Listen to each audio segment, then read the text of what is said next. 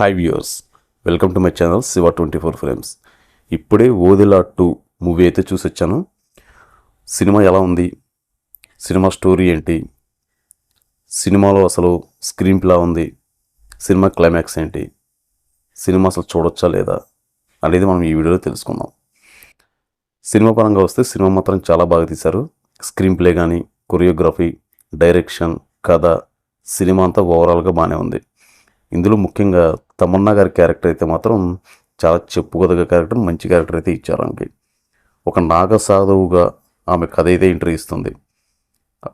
ఈ సినిమాలో ఇంకొక ముఖ్యమైన విషయం ఏంటి అంటే సినిమాకి కథే బలం. ఈ కథ మీరు సినిమా చూసినంతసేపు మీకు అరుంధతి సినిమా చూసిన ఫీలింగ్ కూడా కలుగుతుంది కొన్ని చోట్ల. ఇందులో ఇంకొక విషయం ఏంటి అంటే అసలు సినిమా స్టార్టింగ్లో మనం ఓదెలా 1లో ఎలాగైతే స్టార్టింగ్ సినిమా ఉంటుందో సేమ్ ఇదే 2లో కూడా అదే కాన్సెప్ట్తో బిగిన్ అవుతుంది. మన స్టోరీ విషయానికి వెళ్తే ఇప్పుడు ఓదెలా 1లో అతని భార్య అతన్ని చంపేస్తుంది. ఆ గ్రామస్తులు ఇతన్ని మామూలుగా ఎలా పాతిపెట్టారు, అతను ప్రేతాత్మగా ఎలా మారి బయటకు వచ్చాడు, ఆ ఊరిని ఎలా నాశనం చేశాడు, తర్వాత ఆ ఊరి వాళ్ళు అతని నుంచి ఎలా బయటపడ్డారు, తమన్నా వాళ్ళందరినీ ఎలా కాపాడింది అనేది సినిమా స్టోరీ.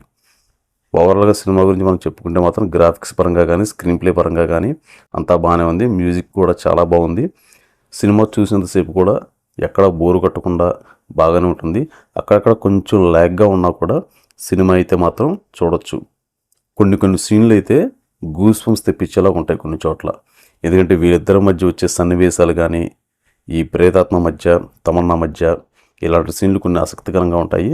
పర్టికులర్గా క్లైమాక్స్ కొంచెం ఎక్స్ట్రాడినరీగా అయితే ప్లాన్ చేశారు. కొంచెం సింపుల్గా తేల్చేసినా కానీ ఓకే, గుడ్, బాగానే ఉంది. ఖచ్చితంగా ప్రతి ఒక్కరూ ఈ సినిమా థియేటర్లో చూడండి. థియేటర్లో చూస్తేనే ఇలాంటి సినిమాలు చూసినట్టు అనిపిస్తుంది. ముఖ్యంగా కొంచెం హర్రర్ సినిమాలు, ఇలా మంత్రాలు, మాయలు సినిమాలు చూసే వాళ్ళకి ఇలాంటి కొంచెం ఎగ్జైటింగ్గా బాగానే ఉంటుంది. అంటే సినిమాలో కొన్ని సీన్లు మనం చూసినట్లు ఉన్నా కానీ డిఫరెంట్గా బాగానే ఉంటుంది. కథ రాసే విధానం కానీ, డైరెక్షన్ కానీ, మ్యూజిక్ కానీ సినిమాకంతా ఓవరాల్గా అయితే గుడ్ అని మనం చెప్పుకోవచ్చు. అయితే ఈ సినిమాకి రేటింగ్ అలాంటి ఇవ్వాలంటే మాత్రం మనకి ఆ రేటింగ్ అది ఇవ్వటం మనకు తెలియదండి. కానీ ఓవరాల్గా సినిమా అయితే గుడ్, చూడొచ్చు.